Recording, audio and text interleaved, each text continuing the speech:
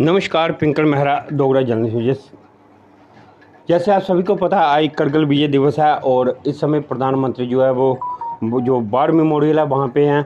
आपको बताते चले कि लगभग 25 साल हो गया इस पूरी घटना को। और आपको बताते चले ये जो करगिल विजय दिवस है, करगिल विजय दिवस पर द्रास में वार मेमोरियल में इस समय प्रधानमंत्री मोदी पहुंचे हैं। करगिल युद्ध में शहीद हुए जवानों को यहाँ पे जो श्रद्धांजलि दी जा रही है। आपको बताते चले करगिल विजय दिवस पर आयोजित मुख्य समारोह में शामिल होने के लिए प्रधानमंत्री नरेंद्र मोदी जो वो करगिल के द्रास में पहुंचे हैं और वहाँ पीएम मोदी जो वीर बलिदानों को जो है उनको श्रद्धांजलि देंगे। आपको बताते चले प्रधानमंत्री नरेंद्र मोदी 25वें करगिल विजय दिवस के अवसर पर द्रास में करगिल युद्ध स्मारक पर करगिल युद्ध के नायकों को श्रद्धांजलि अर्पित करेंगे। 26 जुलाई 1999 को भारत ने करगिल युद्ध में विजय हासिल की थी और इस दिन को हर वर्ष करगिल विजय दिवस के रूप में मनाया जाता है। आइए हम आपको वो सीधी तस्वीरें प्रधानमंत्री नरेंद्र मोदी की करगिल से दिखा रहे हैं, जहाँ पे वो इस समय जो देश को और वहाँ पर बैठे जितने भी जो शहीदों के परिवार हैं उनको संबोधित कर रहे हैं।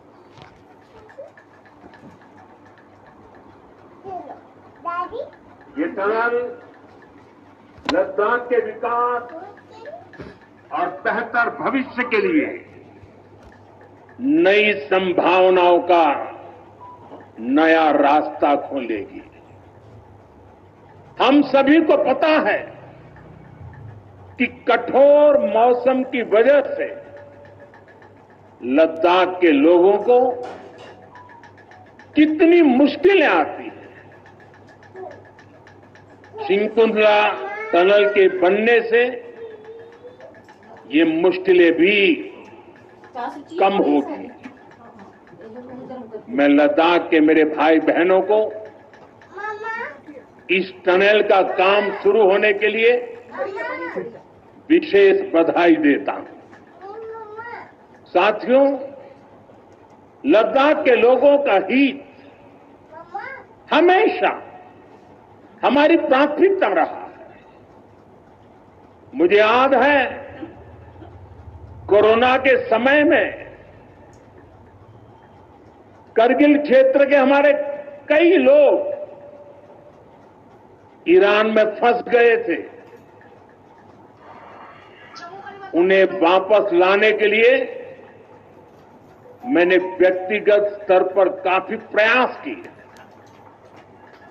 ईरान से लाकर उन्हें जैसलमेर में ठहराया गया था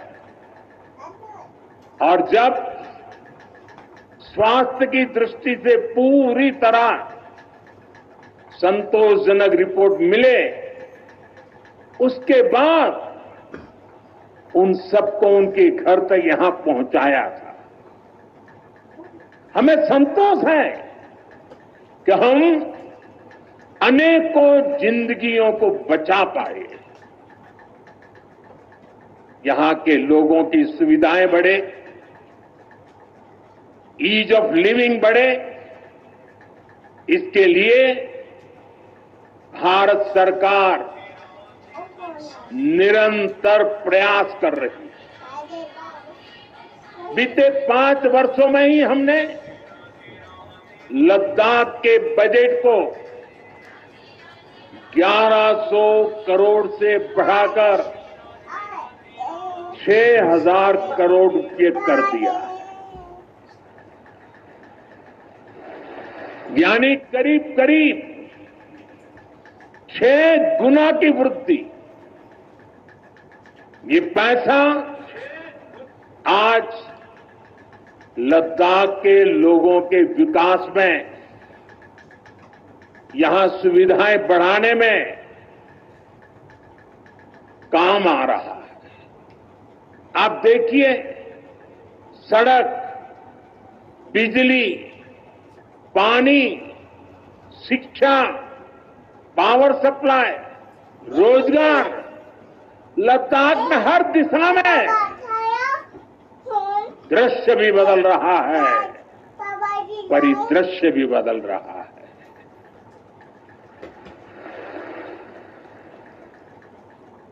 पहली बार यहां होलिस्टिक प्लानिंग के साथ काम हो रहा है। जल जीवन मिशन की वजह से अब लद्दाख के 90% से ज्यादा घरों में पाइप से पीने का पानी पहुंच रहा है। लद्दाख के युवाओं को क्वालिटी हायर एजुकेशन मिले, इसके लिए यहां सिंधु सेंट्रल यूनिवर्सिटी का निर्माण हो रहा है। पूरे लद्दाख क्षेत्र को 4G नेटवर्क से जोड़ने का काम भी चल रहा है। 13 किलोमीटर लंबी जोजिला टनल का काम भी जारी है। इसके वजन बनने से नेशनल हाईवे नंबर 1 पर भी ऑल वेदर कनेक्टिविटी हो जाएगी।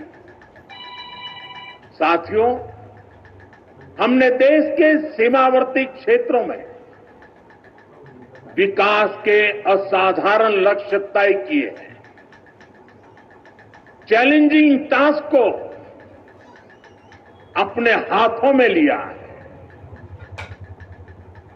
बॉर्डर रोड ऑर्गेनाइजेशन बीआरओ ने ऐसे लक्ष्यों को पूरा करने के लिए अभूतपूर्व गति से काम किया है। बीआरओ ने पिछले 3 साल में 330 से ज्यादा इंफ्रास्ट्रक्चर प्रोजेक्ट पूरे किए हैं। इसमें लद्दाख के विकास कार्यों से लेकर पूर्वोत्तर में सेला टनल जैसे प्रोजेक्ट भी शामिल है। मुश्किल टेरेन्स में विकास की गति नए भारत की क्षमता और दिशा दोनों दिखाते हैं। साथियों, आज की वैश्विक परिस्थितियां पहले से अलग है, इसलिए हमारी सेनाओं को हथियारों और उपकरणों के साथ साथ कार्यशैली और व्यवस्थाओं में भी आधुनिक होना चाहिए। इसलिए देश दशकों से डिफेंस सेक्टर में बड़े रिफॉर्म्स की जरूरत महसूस करता रहा था। सेना स्वयं वर्षों से इसकी मांग कर रही थी, लेकिन दुर्भाग्य से पहले इसे उतना महत्व नहीं दिया गया। बीते 10 वर्षों में हमने डिफेंस रिफॉर्म्स को रक्षा क्षेत्र की पहली प्राथमिकता बनाया है। इन रिफॉर्म्स के कारण आज हमारी सेनाएं ज्यादा सक्षम हुई हैं, आत्मनिर्भर हो रही है। आज डिफेंस प्रोक्योरमेंट में बड़ी हिस्सेदारी भारतीय डिफेंस इंडस्ट्री को दी जा रही है। डिफेंस में रिसर्च एंड डेवलपमेंट बजट का भी 25% प्राइवेट सेक्टर के लिए रिजर्व किया गया है। ऐसे ही प्रयासों का परिणाम है कि भारत का डिफेंस प्रोडक्शन अब 1.25 लाख करोड़ रुपए से ज्यादा हो चुका है। कभी भारत की गिनती हथियार मंगाने वाले देश के रूप में भी थी। अब भारत एक्सपोर्टर के तौर पर अपनी पहचान बना रहा है।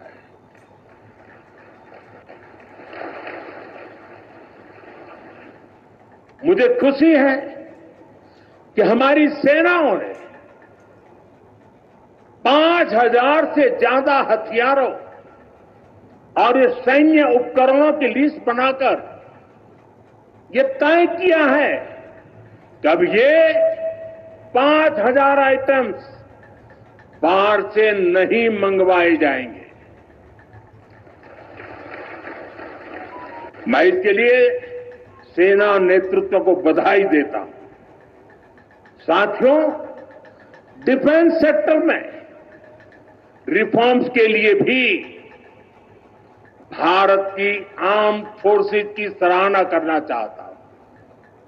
हमारी सेनाओं ने बीते वर्षों में कई साहसिक निर्णय लिए हैं। सेना द्वारा किए गए जरूरी रिफॉर्म्स का एक उदाहरण अग्निपथ स्कीम भी है।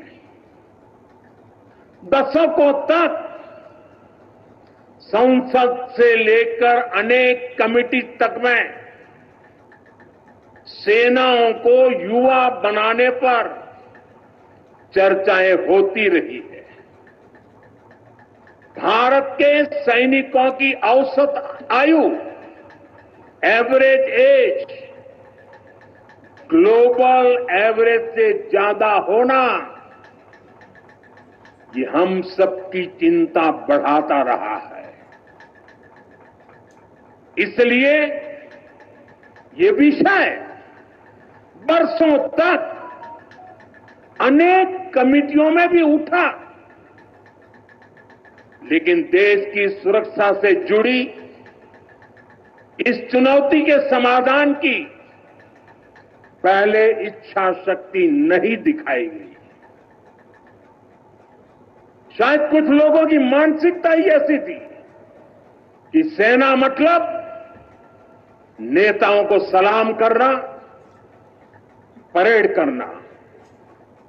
हमारे लिए सेना मतलब 140 करोड़ देशवासियों की आस्था। हमारे लिए सेना मतलब 140 करोड़ देशवासियों की शांति की गारंटी।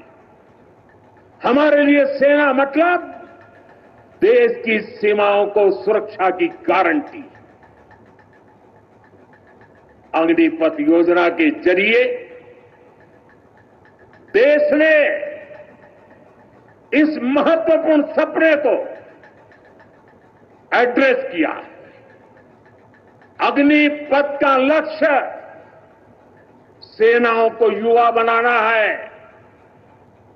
अग्निपथ का लक्ष्य सेनाओं को युद्ध के लिए निरंतर योग्य बनाए रखना है।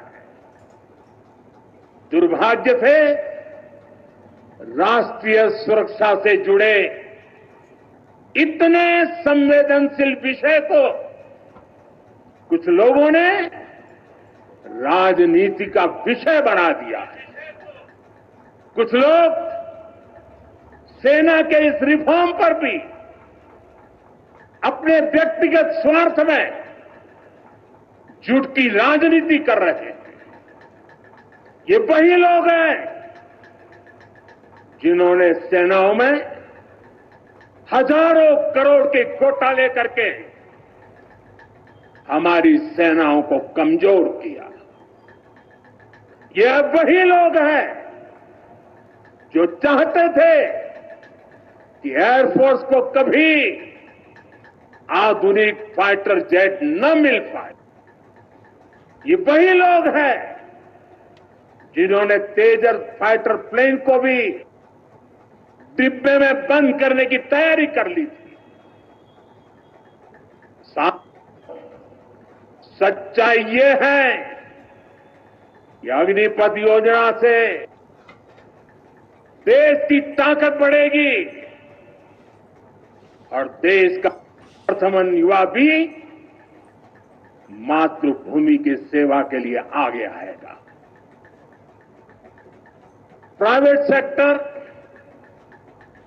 और पैरामिलिट्री फोर्सेस में भी अग्निवीरों को प्राथमिकता देने की घोषणाएं की है। मैं तो हैरान हूं, कुछ लोगों की समझ को क्या हुआ है, उनकी सोच को क्या हो चुका है। ऐसा भ्रम फैला रहे हैं कि सरकार पेंशन के पैसे बचाने के लिए ये योजना लेकर आई है। मैं जरा ऐसे लोगों की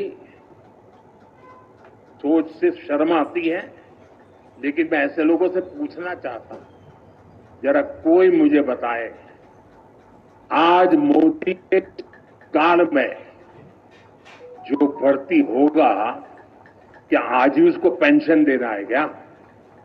उसको पेंशन देने की नौबत साल के बाद आएगी, और तब तो मोदी 105 साल का हुआ होगा, और तब न भी मोदी की सरकार होगी। क्या मोदी जब 105 साल का होगा, 30 साल के बाद जो पेंशन बचेगा, उसके लिए मोदी ऐसा राजनीतिक है जो आज गाली खाएगा? क्या तर्क दे रहे हैं? लेकिन साथियों, मेरे लिए दल नहीं, देश सर्वोपरि है।